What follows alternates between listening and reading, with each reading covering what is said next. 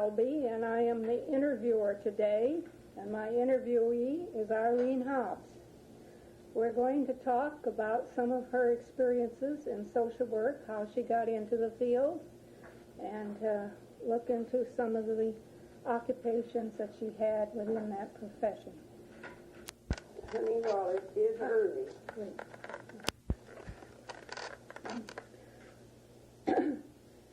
The place of this interview is Irene Hobbs' home, and we are, this is July 21st, 1988.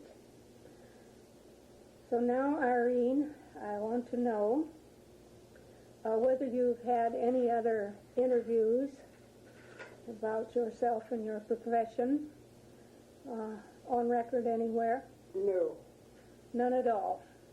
All right, then we won't.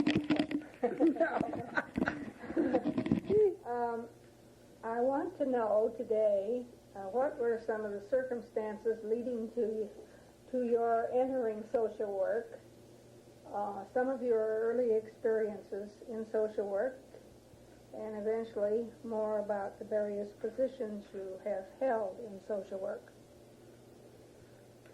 Well, the main circumstance or event that took me into social work was unemployment and a good case of hunger. I had finished my undergraduate studies with a degree in journalism and in sociology, and there were no jobs to be found in journalism. So I just took what I could, which was a helper in a working mother's home in Dallas. I took care of the kids and kept the floors clean while the mothers went to work. When was this, Irene? That would have been about spring of 1935, I think, something like that. Okay, go ahead and tell us some more. Well, after a few weeks, I learned from a former college friend that she was in, quote, social work in Fort Worth, and she helped me to get a job in what was then the Texas Relief Commission, I guess they called it. And our job was to determine eligibility, and administer through the relief administration that became finally financed by the federal government. And I stayed there until about when they went out of business about January 1936.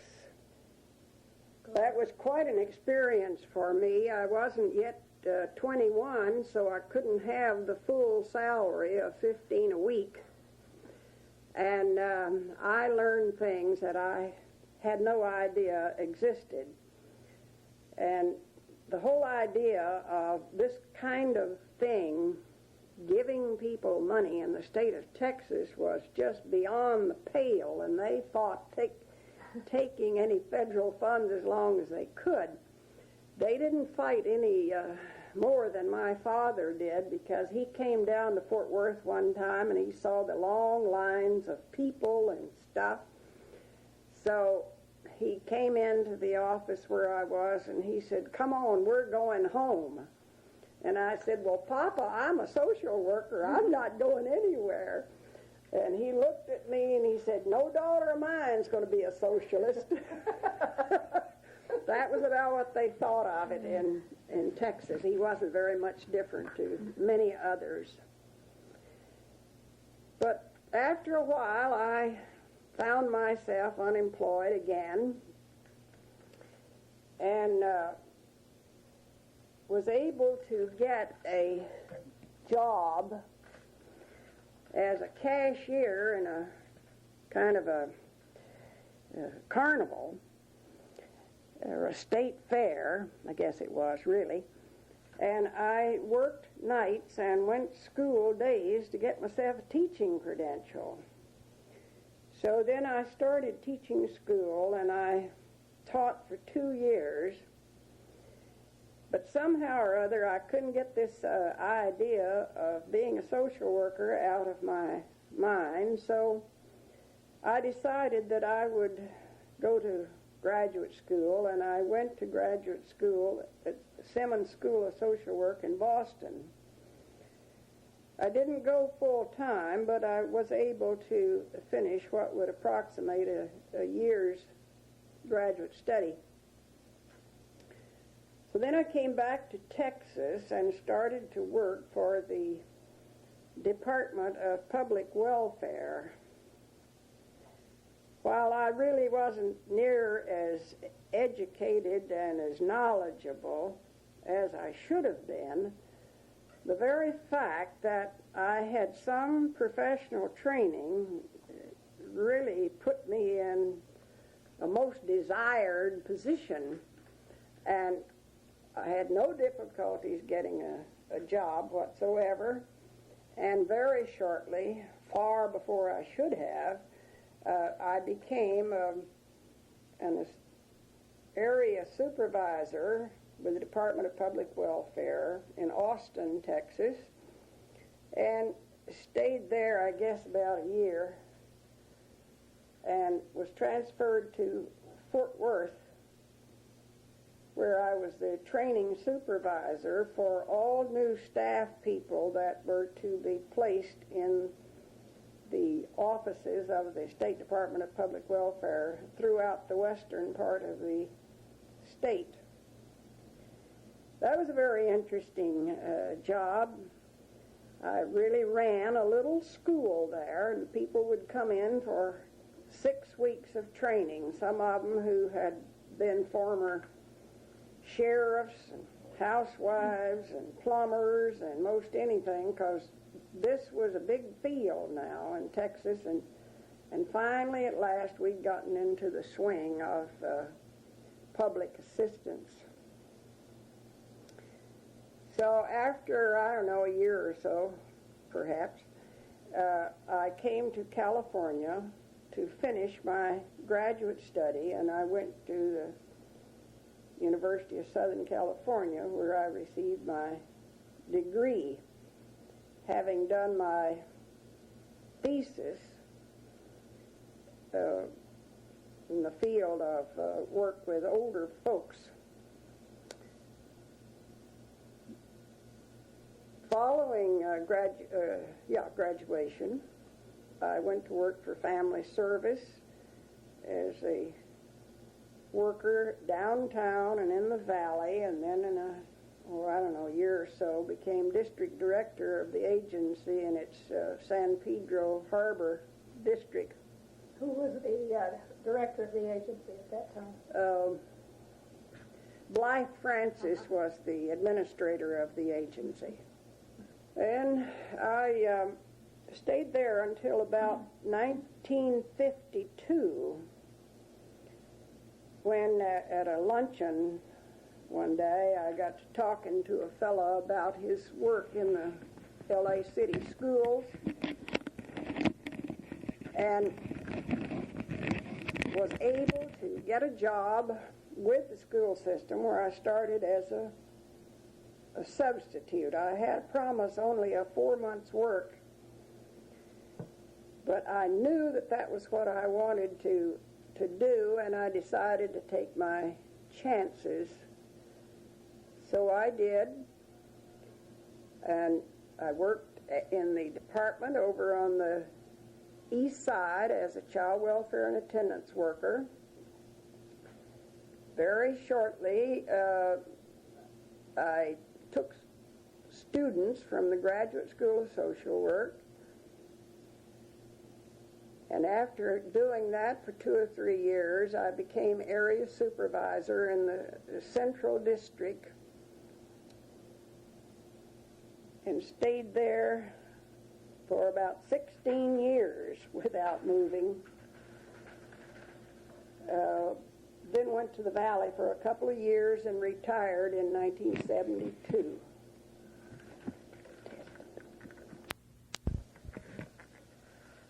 Well, you really had quite a range of experience in these two fields, and I'd be interested in knowing what you found particularly gratifying in your work in social work. Well, the most gratifying work experience I ever had was as a supervisor, and I must say that I spent more years in supervision and administration than in direct service. But then I was always a better basketball coach than I was a basketball player. So I guess perhaps that's why I enjoyed supervision so much. Was related to your teaching experience. In a sense, yes. Well, what did you find particularly difficult, and what sort of obstacles did you find in your pursuit of social work as you knew it during your professional life? Well, the hardest time, of course, was in the school system. And a social worker in those days was basically neither fish nor fowl. You weren't on your own home territory. You were in somebody else's territory. You weren't really in, but you surely were not out. So kind of straddling that thing, of course, it was perhaps easier for me than most people who had never been in the classroom, because when the going got tough, I took advantage of the situation and dropped the fact that I had been a teacher. And, you know, I was really always much better accepted after the statement that I had been a teacher was dropped. But, of course, I know that in the earlier days, people working in any host agency where its primary purpose was something other than a social work purpose, it was hard for everybody who did that. But the feeling of so many in those days in education against our constituency, because our kids were not coming to school, our parents were coming to school and bawling people out at school, or they were causing everybody trouble. So we weren't very much more popular than the people who we were standing for, and I started to say advocating for, because that was really what so much of the job was. I think I learned, without knowing the fancy term, the true meaning of the word of being an advocate when I worked for the school system. Yet it was the most exciting and happiest and hardest work experience I ever had. I meant to ask you also, doing your social work years and since, have you done any volunteer work that would be related to social work? Yes, for the first several years, I was on the Senior Citizen Council as chairman of the Housing Committee. This was in Orange County because we have a place down there and was spending so much time there, so that I was on that council. Then in the later years, and now, I deliver Meals on Wheels to other older folks. And that is the most, well, it's one of the greatest things I've ever been involved with, although it certainly is hard work and I get no money for it. It serves a purpose for older folks who are generally alone. If they didn't have those meals coming to take care of them 2 times a day, they'd be off in nursing homes, board and care homes, or God knows where. So I do that, and I let nothing interfere with my Meals on Wheels, whatever it is. That's a very important role to fill in today's world, I think. I wonder what significant changes have you seen taking place in social work over your years here in California? Well, it seems to me that there was a great change. When I first was in social work in California with the family agency, even with the family agency, I should say, we were interested and working on programs of a social nature. We were involved in trying to get child guidance clinics going, and we were trying to influence especially in San Pedro area, we were trying to influence different agencies to be sure that all the different kinds of services came there.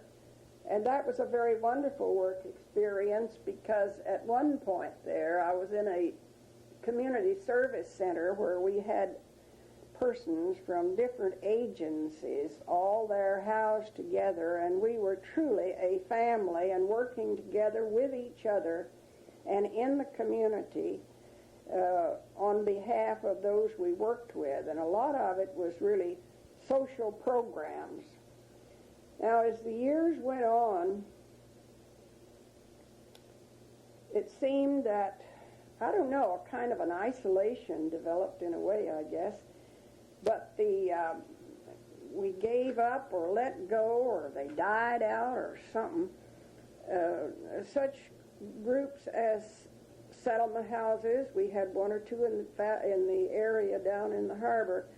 Those kinds of things sort of disappeared in a way, and you began to, family agencies shrunk up. When I first went there, we had district offices in about 8 or 9 communities.